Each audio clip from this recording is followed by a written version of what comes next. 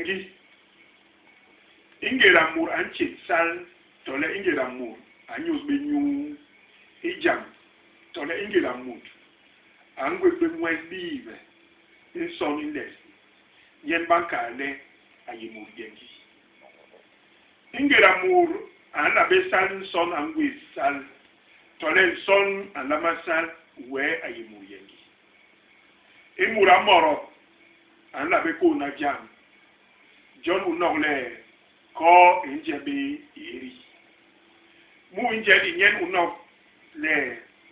bo kembe nko gabi yagle hanye ino inyo ala we to ibale bo ubugwe lozmu ndi ubongo be losion to njemu ala yimbeluwe yombi yo ni le ilong ye yengi long ipe injilisi yo nkolwe ya inuga ye yengi nuga pe inje yo ya imura ye yengi murba pe bantirinye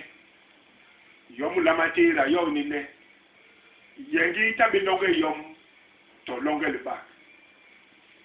mur yengi nyen anebe jebje ni yoma o ma longa lenye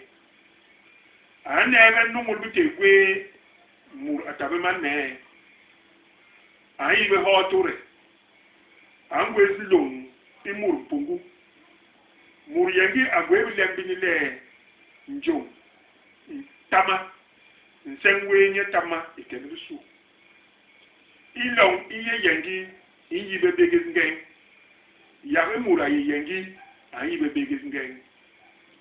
mur yengi ambege ndari ebukogo ileli tenje ilong ye yengi ingwes nyoba mao ilel balal bandamba ilong ye yengi ingwes mintu ni lor noy ilel balal bandamba ilong ye yengi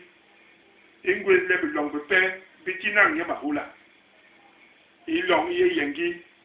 inti bol ba wibli pem ikene bisu ula be bangwele ibale bondi ye mur yengi